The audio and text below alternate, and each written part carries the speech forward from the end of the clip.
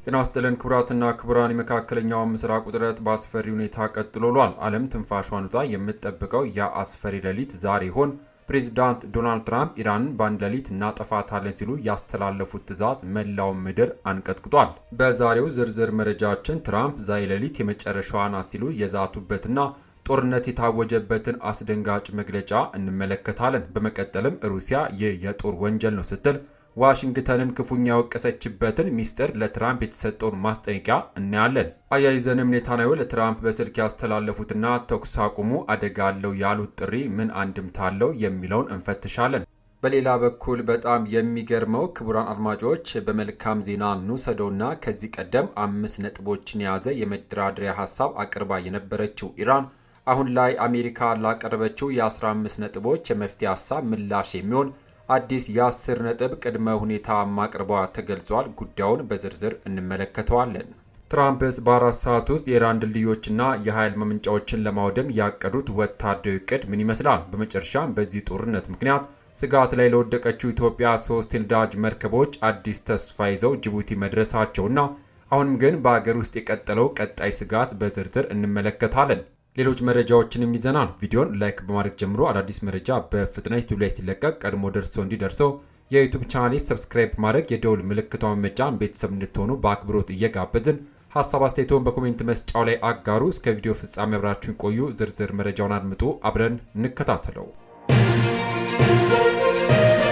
አድማጮች በቅድሚያም የትራምፕ የአንድ ሌሊት የጥፋት ዛቻ።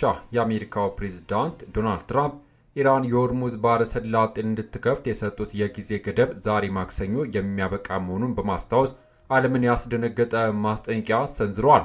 ዋሽንግተን መላውን ኢራን በአንድ ሌሊት ውስጥ ድምጥማጧን የማጥፋት አቅም እንዳላትና እርምጃውም ዛሬ ሊወሰድ እንደሚችል አስጠንቋል።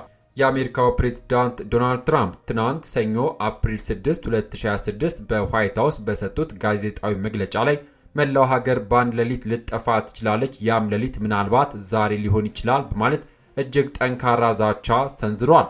ይህ የትራምፕ ንግግር ኢራን የሆርሙዝ ባህረ ሰላጤን ካልከፈተች ወሳኝ የሆኑ መሰረተ ልማት ተቋሞቿ በማጥቃት ድምጥማጣቸውን አጠፋሉ በማለት ከዚህ ቀደም የሰጡትን ማስጠንቀቂያ የሚያጠናክር ነው። ፕሬዚዳንቱ መግለጫቸውን የጀመሩት በኢራን ተመቶ በወደቀው ኤፍ-15 ተዋጊ ጄት ውስጥ የነበሩ 2 አሜሪካውያን አብራሪዎች በሰላም መታደጋቸውን በማብሰር ነው። ይህ የማዳን ዘመቻ በወታደራዊ ታሪክ ውስጥ ከተመዘገቡት እጅግ ውስብስብ አስቸጋሪና አስፈሪ ተግባራት አንዱ መሆኑን የገለጹት ትራምፕ በብዙ ታላላቅ ሰዎች እርዳታ ተደርጎልናል ብለዋል። ምንም እንኳን ትራምፕ በዝርዝር ባይገልጹም እስራኤል አብራሪዎቹን በማዳን ሂደት ውስጥ ትልቅ ሚና እንደተጫወተች መረጃዎች ይጠቁማሉ። በመጨረሻም ፕሬዝዳንቱ የታደጉትን አብራሪዎች ጀግንነት በማድነቅ ትንሽም እድል ረድቶናል ሲሉ በስኬት ላይ ያላቸውን ደስታ ገልጿል። በመግለጫ ወቅት የሲአይኤ ዳይሬክተር ጆን ራትክሊፍ፣ የመከላከያ ሚኒስትር ፔት ሄግሴዝ እና የጦር ኃይሎች ጠቅላይ ኤታማዦር ሹም ጀነራል ዳንኬን ከፕሬዝዳንቱ ጎን ተገኝተዋል። በሌላ ዜና የሩሲያ ቁጣና የጦር ወንጀል ክስ። ወደ ሁለተኛው መረጃችን ስናልፍ ክቡራን አድማጮች ይህ በእንዲህ እንዳለ የሩሲያ ውጭ ጉዳይ ሚኒስትር ሰርጌይ ላቭሮቭ አሜሪካ በኢራን ላይ የምታሰማውን የማስፈራሪያ ዛቻና ቋንቋ በአስቸኳይ ካላቆመች ጦርነቱ በሰላማዊ ድርድር ለመፍታት የሚደረገው ዓለም አቀፍ ጥረት ፍሬ አልባ ሆኖ እንደሚቀር አስጠነቀቁ።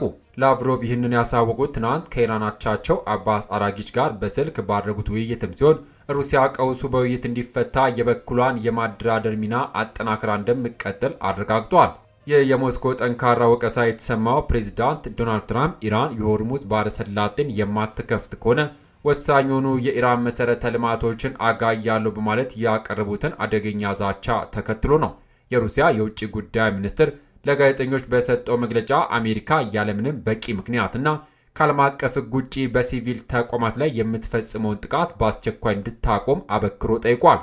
የሲቪል መሰረተ ልማቶችን ማጥቃት በዓለም አቀፍ ሕግ የጦር ወንጀል ሊያስብል የሚችል መሆኑን በርካታ ታዛቢዎች እያነሱ ባሉበት በዚህ ወቅት ሩሲያ አሜሪካን ሕገወጥ ጥቃት ፈጻሚ ስትል መክሰሷ የዲፕሎማሲ ሹኩቻውን አድማስ ይበልጥ አስፍቶታል። እንደ ሞስኮ እምነት ዋሽንግተን የኃይል ቋንቋን ትታ ወደ ድርድር ጠረጴዛ ስትመለስ ብቻ ነው ሰላም ሊመጣ የሚችለው ስትልም ተናግራለች። በሌላ ዜና የኔታንያሁ ሚስጥራዊ ስልክ ጥሪ። ክቡራን ወደሚቀጥለው መረጃ ስናልፍ የእስራኤሉ ጠቅላይ ሚኒስትር ቤንጃሚን ኔታንያሁ ፕሬዝዳንት ዶናልድ ትራምፕ አሁን ባለው የጦርነት ወቅት ከኢራን ጋር የተኩስ አቁም ስምምነት ላይ እንዳይደረስ በይፋ ማስጠንቀቃቸውን የእስራኤሉ ቻናል 12 ቴሌቪዥን አንድ ከፍተኛ የመንግስት ባለስልጣናትን ጠቅሶ ዘግቧል። ኔታንያሁ ከትናንት በስቲያ እሁድ ለፕሬዝዳንት ትራምፕ ስልክ የደወሉለት በኢራን የጠፋው የአሜሪካ ኤፍ-15 አብራሪ በሰላም በመገኘቱ የእንኳን ደስ አሎት መልእክት ለማስተላለፍ ቢሆንም ዋናው የጥሪያቸው ዓላማ ግን አሁን የሚደረግ ማንኛውም አይነት የተኩስ አቁም ስምምነት ከፍተኛ አደጋ እንዳለው ስጋታቸውን ለመግለጽ እንደነበር ባለስልጣኑ አብራርተዋል። የአሜሪካው ፕሬዝዳንት ዶናልድ ትራምፕ በበኩላቸው ኢራን የአሜሪካን ጥያቄዎች ካሟላች ስምምነት ሊደረግ እንደሚችል ለኔታንያሁ የገለጹ ቢሆንም ቴህራን ያከማቸችውን ዩራኒየም ክምችት በሙሉ አሳልፋ እንድትሰጥና ዳግም ዩራኒየም ላለማበልጸግ ስምምነት ላይ እንድትደርስ የሚጠይቀውን የዋሽንግተን ቅድመ ሁኔታ እንደማይተው አረጋግጠውላታል። ለትራምፕ ቅርበት ያላቸው ባለስልጣናት እንደገለጹት አሁን ያለው የኢራን አቋም በቅርብ ጊዜ ውስጥ ስምምነት ላይ ለመድረስ የሚያስችል እንዳልሆነ መረጃዎች ይጠቁማሉ። በሌላ ዜና ክቡራን አድማጮች በጣም የሚገርመው ከዚህ ቀደም 5 ነጥቦችን የያዘ የመደራደሪያ ሀሳብ አቅርባ የነበረችው ኢራን አሁን ላይ አሜሪካ ላቀረበችው የ15 ነጥብ መፍትሄ ሀሳብ ምላሽ የሚሆን አዲስ የ10 ነጥብ ቅድመ ሁኔታ ማቅረቧ ተገለጸ። በቴህራን የሚገኘው ጋዜጠኛ መሐመድ ቫል እንዳስረዳው ኢራን ካቀረበቻቸው ቅድመ ሁኔታዎች መካከል በእሷ ላይ የተጣሉ ማዕቀቦች ሙሉ በሙሉ እንዲነሱላት መጠየቋ ይገኝበታል። በተጨማሪም በዩራኒየም ማበልጸግ ዙሪያ ስምምነት ላይ ለመድረስ ፈቃደኛ መሆኗን የገለጸችም ሲሆን ሆኖም የዩራኒየም ጉዳይ ከጦርነቱ መጀመር በፊት ሲነጋገርበት የነበረ በመሆኑ አሁን በጦርነቱ ጫና ምክንያት የመጣ የድርድር አቋም እንዳልሆነ አብራርታለች። ሌላኛው ዋነኛ የኢራን ጥያቄ የሆርሙዝ ባህረ ሰላጤን የትራፊክ ፍሰት በተመለከተ ደህንነቱ የጠበቀ አዲስ ፕሮቶኮል ማውጣት የሚለው ነው። ከዚሁ ጋር በተያያዘ ኢራን በጦርነቱ ምክንያት በመላ ሀገሪቱ የደረሰውን ውድመት መልሳ ለመገንባትና ለደረሰባት ኪሳራ ካሳ እንዲሆናት በባህረ ሰላጤው ላይ የማለፊያ ክፍያ እንድታስከፍል ሊፈቀድላት ይገባል ስትል ጠይቃለች። ከዚያም ባሻገር ቴህራን የምትፈልገው ጊዜያዊ የተኩስ አቁም ሳይሆን ጦርነቱ በዘላቂነት እንዲቋጭ እንዲሁም የጦርነት ማብቃት በሁሉም የቀጠናው ግንባሮች ሂዝቦላ፣ ሁቲዎችና ሌሎች የኢራን አገሮችን ባካተተ መልኩ እንዲፈጸም ነው። ኢራን በእነዚህ መሰረታዊ ጥያቄዎች ላይ ምንም አይነት የድርድር ማላላት እንደማታደርግ ያስታወቀች ሲሆን አሜሪካ ቢያንስ በመርህ ደረጃ ጥያቄዎቿን ወይም አብዛኞቹን ለመቀበል ፈቃደኛ ካልሆነች ወደ ትክክለኛ የድርድር ጠረጴዛ እንደማትመጣና በድርድሩ እንደማትሳተፍ አቋሟን አሳውቃለች። በሌላ ዜና የትራምፕ የ4 ሰዓታት የጥፋት ወታደራዊ እቅድ። ወደ ዋይት ሀውስ ስንመለስ ፕሬዝዳንት ዶናልድ ትራምፕ ኢራን ለቀረበላት ጥያቄ እጅ ካልሰጠች ዛሬ ማክሰኞ እኩለ ሌሊት ጀምሮ በሚቆጠር 4 ሰዓት ውስጥ በአገሪቱ የሚገኙ ማናቸውም ድልድዮችና የኃይል ማመንጫ ጣቢያዎች ማውደም የሚያስችል ወታደራዊ እቅድ መዘጋጀቱን አስጠነቀቁ። ፕሬዝዳንቱ በዋይት ሀውስ በሰጡት መግለጫ እስከ ዛሬ እኩለ ሌሊት ድረስ በኢራን የሚገኙ እያንዳንዱ ድልድይ የሚደመሰስበት፣ እያንዳንዱ የኃይል ማመንጫ ጣቢያ የሚፈነዳበት፣ ዳግም ለአገልግሎት እንዳይውል ሆኖ የማውደም እቅድ አለን። ይህ እርምጃ እንዲወሰድ ከፈለግን በ4 ሰዓት ውስጥ ሙሉ በሙሉ ማከናወን እንችላለን ብለዋል። ሆኖም ፕሬዝዳንቱ አክሎም ይህ እንዲሆን አንፈልግም በማለት አሜሪካ ኢራን መልሶ ለመገንባት የምትገደድበት ሁኔታ ሊፈጠር ስለሚችል ውድ የሆኑ መሰረተ ልማቶችን ማፍረስ እንደማይመርጡ ገልጿል። ኢራን ከዚህ ቀደም ማስጠንቀቂያቸውን በቁም ነገር አለመወሰዷን የጠቀሱት ትራምፕ ባለፈው ሳምንት ድርድሩ መቋረጡን ተከትሎ በደቂቃዎች ውስጥ በቴህራን የሚገኘው ትልቁ ድልድይ እንዲፈርስ ትዕዛዝ መስጠታቸውን ለአብነት አንስተዋል። ኢራን የሆርሙዝ ባህረ ሰላጤን ከከፈተች በኋላ በቦታው ላይ የጉምሩክ ክፍያ እንድታስከፍል ይፈቀድላታል ወይ ተብለው የጠየቁት ትራምፕ እኛ ለምን አናስከፍልም? አሸናፊዎች እኛ ነን፣ እነሱ በወታደራዊ መስክ ተሸንፈዋል የሚል ምላሽንም ሰጥተዋል። በሌላ ዜና ለኢትዮጵያ የተላከው ተስፋና የቀጠለው የነዳጅ ፈተና። በፋርስ ባህረ ሰላጤ አካባቢ ባለው ጦርነት ምክንያት ከፍተኛ የነዳጅ እጥረት ስጋት ውስጥ በምትገኘው ኢትዮጵያ ባለፉት 5 ቀናት ውስጥ በጅቡቲ ወደብ የደረሱ 3 ግዙፍ የነዳጅ ጫኝ መርከቦች አዲስ ተስፋን ፈጥሯል። እነዚህ መርከቦች በአጠቃላይ 143,000 ሜትሪክ ቶን የአውሮፕላን ነዳጅና ናፍጣ ይዘው መድረሳቸው የካፒታል ዘገባ ያመላክታል። መርከቦቹ ከመደበኛ የሆርሙዝ ሰርጥ መስመር ውጪ ካሉ የተለያዩ ሀገራት የተገኙ ሲሆን መርከብ አልበትሮሊያ ከህንድ፣ መርከብ ብሬቭ ከኦማን እና መርከብ አንዲያሞ ከሳውዲ አረቢያ የመጡ ናቸው። ይህ አቅርቦ በተለያዩ ለኢትዮጵያ አየር መንገድ ትልቅ እፎይታ የሰጠ ሆኗል። ምንም እንኳን ነዳጁ ጅቡቲ ቢደርስም ወደ ኢትዮጵያ መሃል ሀገር ለማጓጓዝ ግን አሁንም ትልቅ ፈተና አለ። የናፍጣ እጥረት በአገር አቀፍ ደረጃ የጭነት መኪናዎች እንቅስቃሴ ጎትቷል። መኪኖች ነዳጅ ፍለጋ ለቀናት በመቆማቸው አትክልትና ፍራፍሬዎች እየተበላሹ ሲሆን የፋሲካ በዓል ከመድረሱ በፊት እጥረቱ ካልተቀረፈ የዋጋ ንረት ሊከሰት እንደሚችል ባለሙያዎች አስጠንቋል። በተጨማሪም አይኤምኤፍ የጦርነት ስጋት የመርከቦች የኢንሹራንስ ክፍያ እንዲጨምር በማድረጉ ወደ አገር ውስጥ የሚገቡ ዕቃዎች ዋጋ እንዲንር እንደሚያደርግና ለኢትዮጵያ አርሶ አደሮች አስፈላጊ የሆነ ማዳበሪያ ሊስተጓጎል እንደሚችልም አስታውቋል።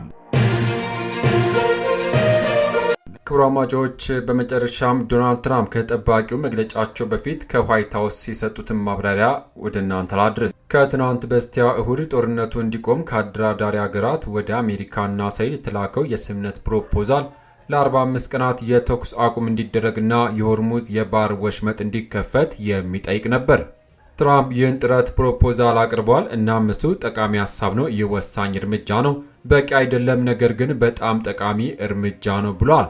አክሎም እነሱ ሰርተዋል፣ አሁን የተደራደሩ ነው እና በጣም አስፈላጊ የሆነ እርምጃ ወስደዋል፣ መጨረሻው ምን እንደሚሆን እናያለንም ብሏል።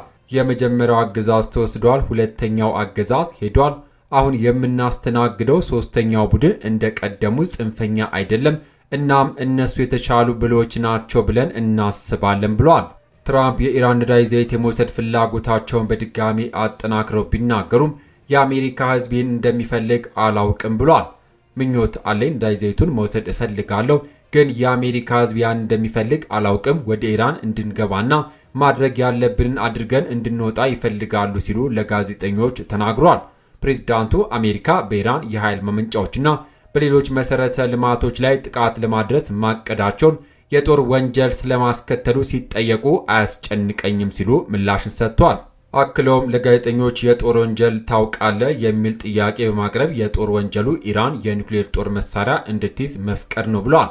ፕሬዝዳንት ዶናልድ ትራምፕ ዛሬ ምክትል ፕሬዝዳንት ጄዲ ቫንስ የኢራን ጦርነት ለማቆም በሚደረገው ድርድር ላይ ሊሳተፉ እንደሚችሉ ተናግሯል። ፕሬዝዳንቱ ምክትል ፕሬዝዳንት ጄዲ ቫንስ፣ የአሜሪካ ልዩ መልእክተኛ ስቲቭ ዊትኮቭ እና ጃሬድ ኩሽነር ከአደራዳሪ ሀገራት ጋር ስለ ኢራን ጦርነት እየተነጋገሩ መሆናቸውን አረጋግጧል።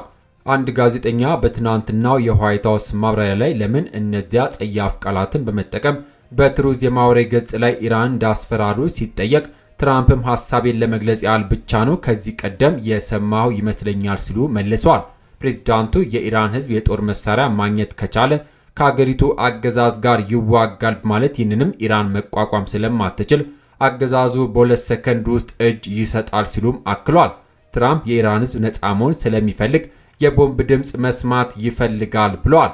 እኛ የምንዋጋው ለነሱ ነው፣ የምንዋጋው ለወደፊት ህይወታቸው ነው እና አስረግጬ በግልጽ የምነግራችሁ የኢራን ሕዝብ በጣም ደስተኛ የማይሆነው እነዚያ የቦምብ ጥቃቶች በሚቆሙበት ጊዜ ነው ብለዋል። ፕሬዝዳንቱ ጦርነት በፍጥነት እንደሚጠናቀቅ ተስፋ እንዳላቸው ደግሞ ተናግረዋል። ዘገባው ሲኤንኤን ነው።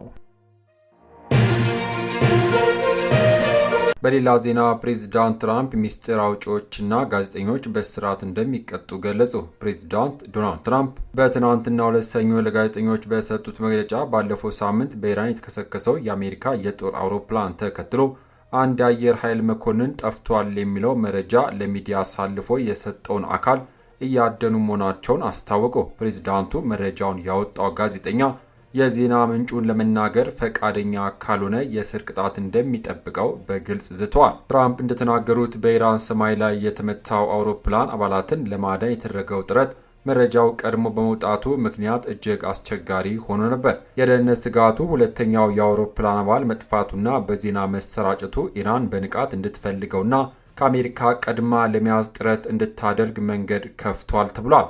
የፕሬዝዳንቱ ቁጣ መረጃው ቀድሞ መውጣቱ የማዳን ስራው በጣም ከባድ እንዲሆን አድርጎታል። ያንም ሚስጥር ያወጣው ታማሚ ሰው ለማግኘት ጠንክረን እየሰራን ነው ብሏል።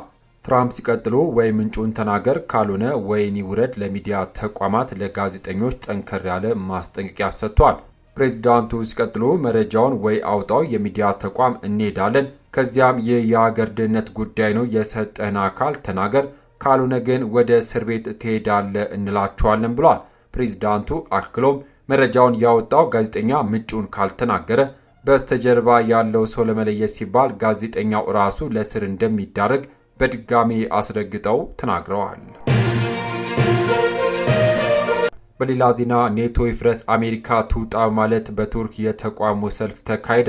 ትናንት በቱርክ ትልቋ ከተማ ኢስታንቡል በሺዎች የሚቆጠሩ ዜጎች ከፍተኛ ተቃውሞ ያካሄዱ ሲሆን ሀገሪቱ ከኔቶ ጦር ቃል ኪዳን ድርጅት እንድትወጣና ጥምረት እንዲፈርስ ጠይቋል። ተቃዋሚዎቹ በአሜሪካ ላይ ያነጣጠሩ የጥላቻ መፈክሮችን ሲያሰሙ የነበረ ሲሆን በተለይም በክልላዊ ግጭቶች ውስጥ አሜሪካ የምትከተለው ፖሊሲና የኔቶ ወታደራዊ መገኘት አጥብቀው ኮንነዋል። ይህ ሰልፍ በቱርክና በምዕራባውያን አጋሮች መካከል ያለው ዲፕሎማሲ ውጥረት በጨመረበትና በሕዝብ ዘንድ የምዕራባውያን ተጽዕኖ ተቀባይነት እያጣ በመጣበት ወቅት መከሰቱ ልዩ ትኩረት ስቧል።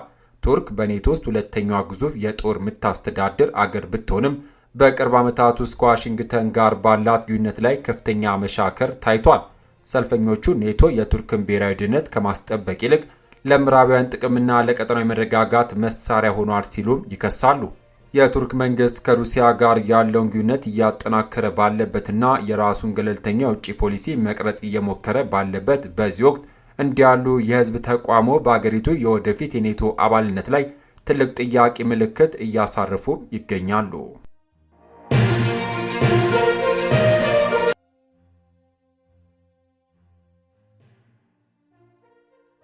በሌላ ዜና ሂዝቦላ የእስራኤልን ሄርመስ 450 ድሮን መመታቱን የሚያሳዩ ተንቀሳቃሽ ምስል ይፋ አድረገ። በሊባኖስ የሚንቀሳቀሰው የታጠቀው የሂዝቦላ ቡድን በዘመናዊ የተባለችውን የእስራኤል ሄርመስ 450 ሰው አልባ አየር ላይ መንኮራኩር ድሮን በደቡባዊ ሊባኖስ አየር ክልል ላይ መጥቶ መጣሉን የሚያሳይ ተንቀሳቃሽ ምስል ትናንት ይፋ አድርጓል።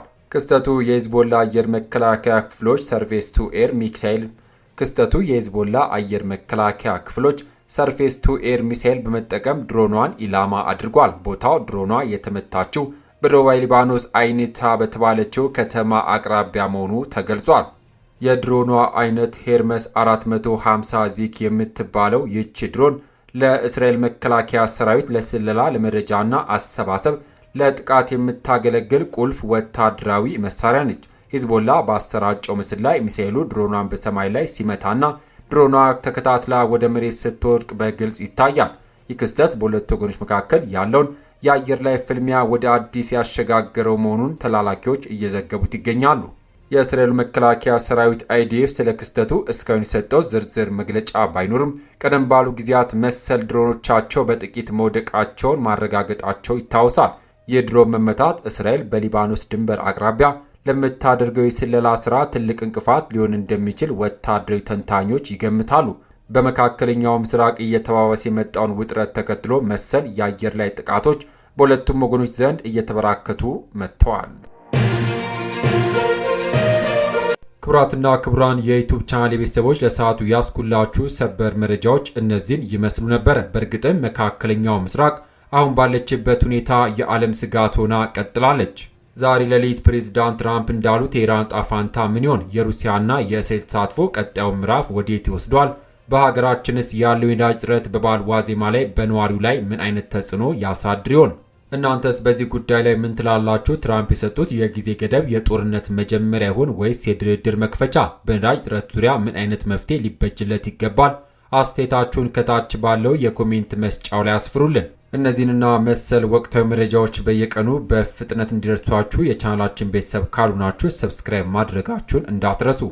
ቪዲዮን ከወደዳችሁት ደግሞ ላይክ በማድረግ ሌሎች እንዲደርስ አድርጉ። ዓለምና ሀገራችን ሰላም ያድርግልን እያልኩ በቀጣይ በሚሰሙ በአዲስ መረጃ እስከምንገናኝ በያለንበት የዓለም ዳርቻ ቸር እንቆይ።